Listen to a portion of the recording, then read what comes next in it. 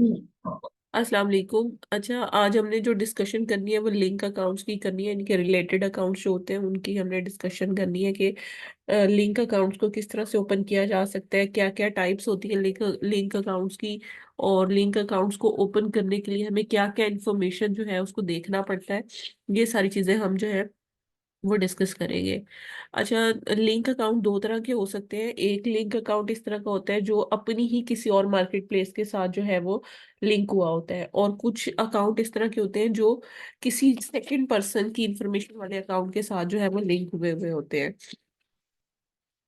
अभी जो मैं आपको अकाउंट दिखाने लगी हूँ, ये अकाउंट बेसिकली अपनी ही मार्केट प्लेस के साथ लिंक हुआ हुआ है। इसके बारे में हमें कैसे पता चलेगा कि ये एक मार्केट दूसरी मार्केट से ही लिंक हुई है? तो बहुत सारे लोग जो है वो परेशान हो रहे होते हैं अकाउंट को देखकर कि हमारे ही अकाउंट का नाम आ रहा है और दो दफा आ रहा है। उन्हें ये नहीं आइडिया होता कि एक मार्केट प्लेस दूसरी मार्केट प्लेस के साथ जो है वो लिंक हुई है। अब जैसे इसका परफॉर्मेंस नोटिफिकेशन मैं आपको दिखाती हूँ। I attempt to reach you your phone number to discuss the Amazon selling account. उसके बाद I would like to assist you with your question and help to reactivate your account. Why is this happening? You have a separate account, N&A Traders LLC, that was enforced for violating one of our policy. As a result, you may no longer use N&A Trader LLC. अब देखो, दोनों accounts के नाम same है, selling account to sell on Amazon। अब ये US की market है जो कि दूसरी मार्केट किसी मार्केट प्लेस के साथ लिंक हुई है। अब हमें किस तरह से पता चलेगा कि किस मार्केट प्लेस के साथ लिंक हुई है? या तो आप फोन कॉल करके पता कर लेंगे, अगर नहीं तो आपको दूसरी मार्केट प्लेस पर आपको जो है वो मैसेज आया होगा Amazon की टीम का कि आपका अकाउंट जो है वो इस वायलेशन की वजह से डीएक्टिवेट हुआ है। यहाँ पर देखिए, how do I reactivate my account? In order to reactivate this selling account, आपको reactivate the account associated with by submitting an appeal, और कम्युनिकेट करना है जो भी इसकी अकाउंट की जो भी इंफॉर्मेशन रिसीव हुई है। और जब आपका ये अकाउंट रीएक्टिवेट हो जाएगा तो जो करंट मार्केट है वहां पर आकर आपने सबमिट अपील करनी है, जिसमें आप हमें अकाउंट का नेम और जो कि आपने जो मार्केट प्लेस आपने रीएक्टिवेट की है वो उसका स्क्रीनशॉट और डेट ऑफ रीएक्टिवेशन, ये चीजें सिर्फ अमेजोन को सेंड करनी है। तो आपका जो अकाउंट है वो रीइंस्टेट हो जाएगा। लेकिन उसके लिए इम्पोर्टेंट चीज यही है कि आपको पहले दूसरी मार्केट प्लेसेस को ओपन करके देखना है कि कौन कौन सी मार्केट प्लेसेस जो है वो उस पर वॉयलेशन हुई है और उसकी वजह से लिंकेज इसके साथ हुई है। ये जो अकाउंट है इसमें यूके की मार्केट प्लेस में यूटिलिटी बिल का इशू है, और यूटिलिटी बिल इन्होंने सबमिट नहीं करवाया, और अमेजोन जो है प्रूफ ऑफ एड्रेस के तौर पर यूटिलिटी बिल इनसे मांग रहा है। तो यूटिलिटी बिल प्रोवाइड ना करने की वजह से इनकी यूके की मार्केट पे वॉयलेशन आकर अकाउंट डीएक्टिवेट हुआ है, और उसकी वजह से लिंक होके इनकी यूएस की मार्केट भी डीएक्टिवेट हो गई है। अब इसमें इस तरह के अकाउंट्स में हमें क्या करना है कि जो डॉक्यूमेंट अमेजोन ने यूके की मार्केट में डिमांड किया है हमें वो प्रोवाइड करके उस मार्केट को रीएक्टिवेट करवाना है पहले। जब तक वो रीएक्टिवेट नहीं होगी मार्केट, तब तक ये वाली मार्केट भी रीएक्टिवेट नहीं होगी।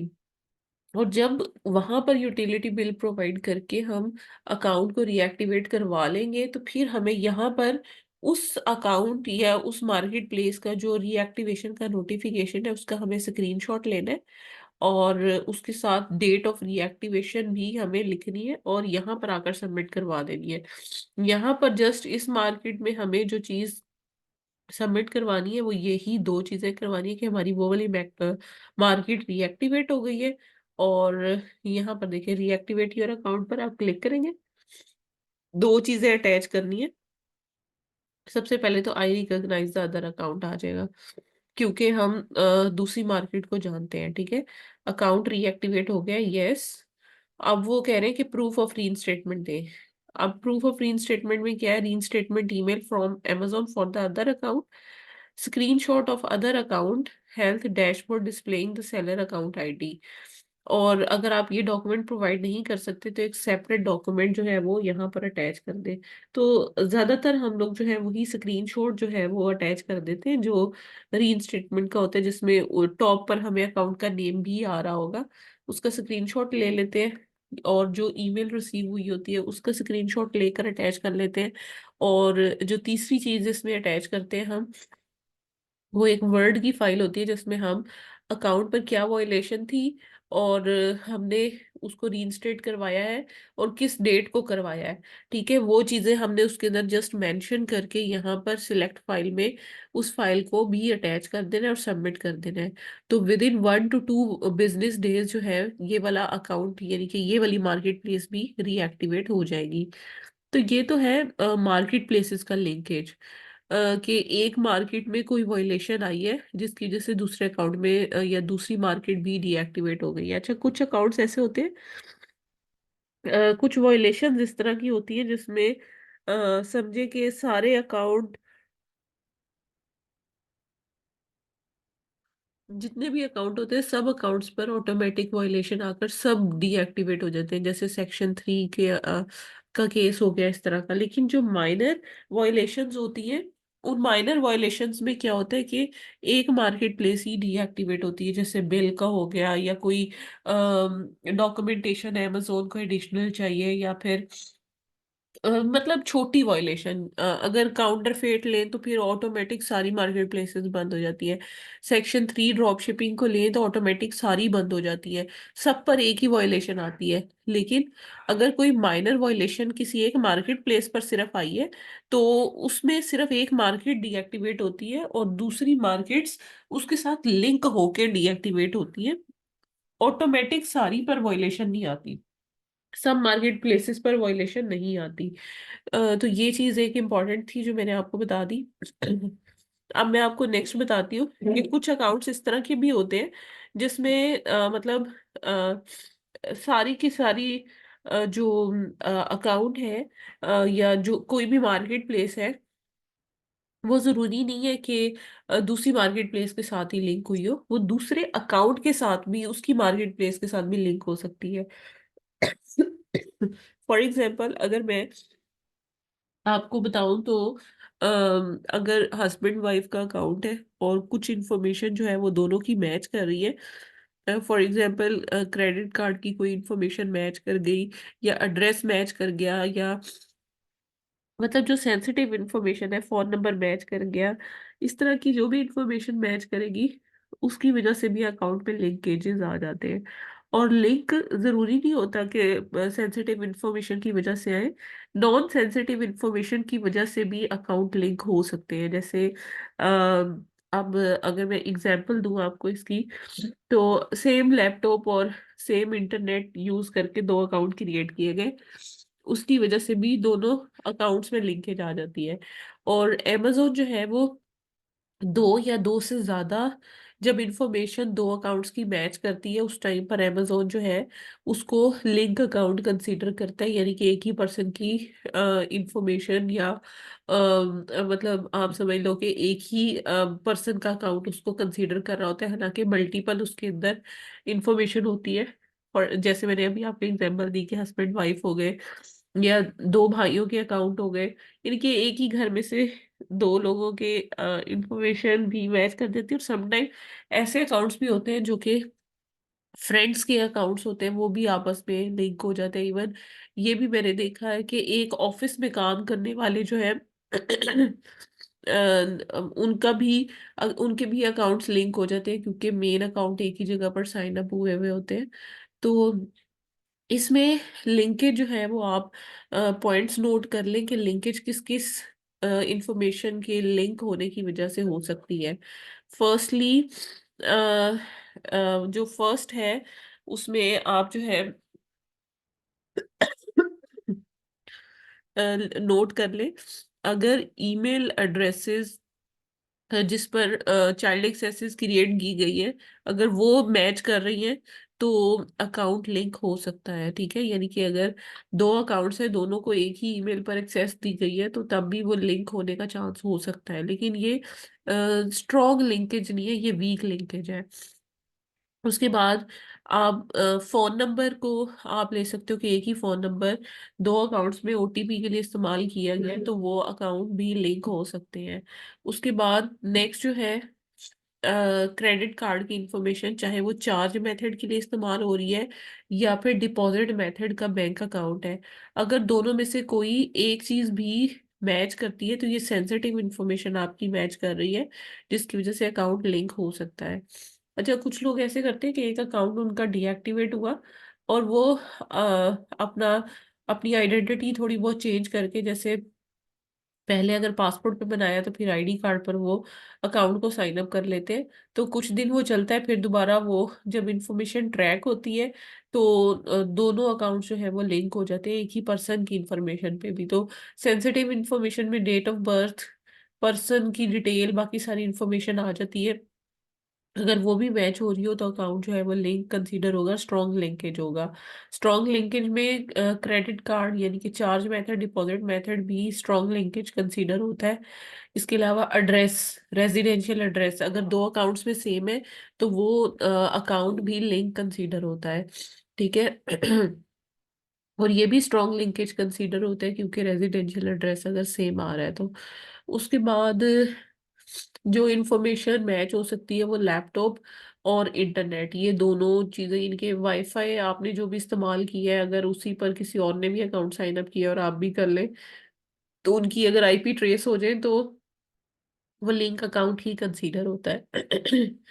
इसके बाद मतलब जो आपके साथ मैं आपको और बता रही हूँ वो आईपी, हाँ, लैपटॉप और आईपी दोनों चीजें इसमें मैच अगर हो रही हो तो ये वैसे स्ट्रॉन्ग लिंकेज ही कंसीडर होता है अगर अकाउंट दोनों एक ही डिवाइस पर साइन अप हुए हैं।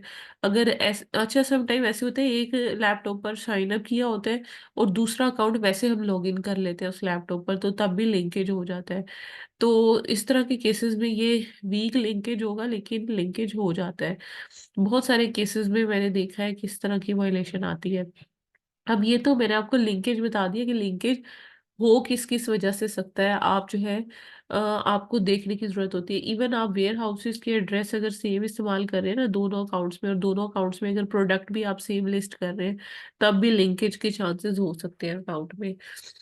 लेकिन ये वीक लिंकेज होगा। अच्छा, वीक लिंकेजेस दो या तीन जो है अगर आपस में मैच कर रहे हो तो फिर जाकर अकाउंट लिंक होकर डीएक्टिवेट होता है। और स्ट्रॉन्ग लिंकेज में एक इंफॉर्मेशन भी काफी होती है लिंक करने के लिए। अब इसमें एक्चुअली होता क्या है कि एक अकाउंट पर कोई ना कोई वायलेशन आती है और वो अकाउंट डीएक्टिवेट होता है तो फिर सेकंड अकाउंट को मेल आती है लिंकेज की कि आपका अकाउंट फिलहाल अकाउंट के साथ जो है वो लिंक हुआ है, जिसकी वजह से अकाउंट आपका डीएक्टिवेट किया जा रहा है। तो आप एक मिनट वेट कीजिएगा, मैं एक अकाउंट यहाँ पर लॉग इन करके शेयर करती हूँ, फिर हम कंटिन्यू करते हैं। अच्छा, अब ये देखें, ये एक यूके का अकाउंट है जो कि मतलब एक और यूके का अकाउंट है, उसके साथ जो है वो मतलब हुआ है, लिंक हुआ है। और इसमें आप देख सकते हैं कि अमेजोन ने कहा है कि हम आपका वेरिफिकेशन प्रोसेस जो है वो फेल हो चुका है, फंड्स आपके अकाउंट में ट्रांसफर नहीं होंगे और हमें कुछ एडिशनल इन्फॉर्मेशन चाहिए आपके अकाउंट को वेरीफाई करने के लिए, और हमें रिक्वेस्टेड इन्फॉर्मेशन अभी तक रिसीव नहीं हुई।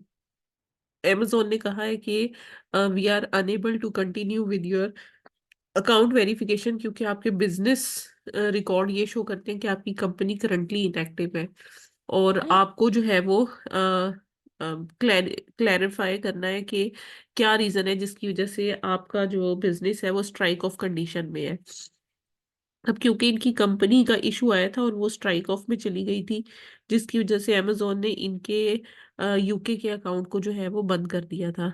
अब इसमें बेसिकली ये है कि कंपनी क्योंकि इनकी स्ट्राइक ऑफ स्टेटस में चली गई थी, तो हमें रीजन बतानी है कि क्यों हमारी जो कंपनी है वो स्ट्राइक ऑफ स्टेटस में गई। और हम उसको रीइंस्टेट क्यों नहीं करवा सके, ठीक है। तो मतलब ये कि कंपनी को रीइंस्टेट करवाएंगे तो यहाँ पर क्लैरिफिकेशन देंगे, रीइंस्टेट ना भी हो सके तो हमें क्लैरिफिकेशन देनी है, और फिर अमेजोन हमें न्यू अकाउंट बनाने की इजाज़त देगा। लेकिन अभी उसने ये कहा है कि आपको, क्योंकि कुछ इन्फॉर्मेशन कहा था आपने वो हमें सबमिट नहीं करवाई, जिसकी वजह से हम आपका अकाउंट जो है वो डीएक्टिवेट करें। अब ये देखिए 21 दिसंबर 2022 को हुआ है। इस अकाउंट के साथ एक और अकाउंट भी लिंक हुआ, और लिंकेज की जो रीजन थी वो ये थी कि एक ही पर्सन के दो अकाउंट्स थे। उसने क्या किया हुआ था कि एक ही मतलब एक एलटीडी बनाई, उस पर यूके का अकाउंट साइन अप कर लिया, और यूएस का एक अकाउंट उसने अपनी पर्सनल इंफॉर्मेशन पे साइन अप अलग से किया हुआ था, अलग ईमेल पर। तो अब क्योंकि पर्सन की इंफॉर्मेशन दोनों में सेम है, यानी कि पर्सनल इंफॉर्मेशन, लेकिन ये है कि एक पासपोर्ट पे खुला हुआ अकाउंट है और एक आईडी कार्ड पर, लेकिन पर्सन सेम है, डेट ऑफ बर्थ सेम है, रेजिडेंशियल एड्रेस सेम है, तो स्ट्रॉन्ग लिंकेजेस है, जिसकी वजह से अकाउंट दोनों जो है वो डीएक्टिवेट हो गए। अब जब तक ये अकाउंट रीइंस्टेट नहीं होगा तब तक वो दूसरा अकाउंट जो है वो रीइंस्टेट नहीं हो सकता। तो सबसे पहला स्टेप यही होता है कि जब हम इस तरह के केसेस की रीइंस्टेटमेंट के लिए वर्किंग कर रहे होते हैं, तो हमें पहले लिंकेजेस फाइंड करने पड़ते हैं कि कौन सा लिंकेज है, स्ट्रॉन्ग है या वीक लिंकेज है। जब स्ट्रॉन्ग लिंकेज होता है तो फिर हमें फर्स्ट अकाउंट जिस पर वायलेशन आई होती है उसी पर काम करना होता है। और अगर हम सेकंड अकाउंट की बात करें तो सेकंड अकाउंट जो है वो तभी खुलता है जब फर्स्ट अकाउंट रीइंस्टेट होता है, और अगर फर्स्ट अकाउंट रीइंस्टेट ना हो तो सेकंड जो है वो रीइंस्टेट नहीं हो सकता। अच्छा, उसमें अगर वीक लिंकेजेस है फिर हम सेकंड अकाउंट के लिए फाइट कर सकते हैं कि भाई हमारा उस अकाउंट से कोई रिलेशन नहीं है। उस वीक रिलेशन को आपने जस्टिफाई करना है। अगर वीए की ईमेल फॉर एग्जांपल सेम हो जाती है या मेरा उसका एड्रेस सेम हो जाता है, तो आपके पास वीए के साथ कॉन्ट्रैक्ट लेटर होना चाहिए, जो कि नॉन फॉर्मल भी हो तो वो चल जाता है। इसके अलावा वेयर हाउस के साथ कोई एग्रीमेंट होना चाहिए जो कि ये शो करे कि आपने वेयर हाउस की सर्विसेज को हायर किया हुआ है। तो मतलब कहने का ये है कि फिर आपको एविडेंसेस के थ्रू जस्टिफिकेशन देकर सेकंड अकाउंट के लिए वर्क करना होता है, और सेकंड अकाउंट खुल जाता है, फर्स्ट ना भी खुले। लेकिन अगर दोनों में स्ट्रॉन्ग लिंकेज है then you need to work on the first one, और वहां पर वायलेशन फाइंड आउट करें कि वायलेशन है क्या। वायलेशन जब आप आइडेंटिफाई कर लो, पहले उसके सोल्यूशन को फाइंड आउट करो, उसको रीइंस्टेट करो, और फिर सेकंड अकाउंट पे जाके रीएक्टिवेट योर अकाउंट पर क्लिक करके आपने वो स्क्रीनशॉट अटैच करना है, डेट अटैच करनी है कि आपका फर्स्ट अकाउंट कब खुला है, और वो आप इंफॉर्मेशन प्रोवाइड करोगे तो अकाउंट जो है वो रीएक्टिवेट हो जाएगा। सो मैं, आप मुझे थोड़ा सा टाइम दो, मैं अपील शेयर करती हूँ आपके साथ, फिर आपके क्वेश्चंस को हम डील कर लेंगे।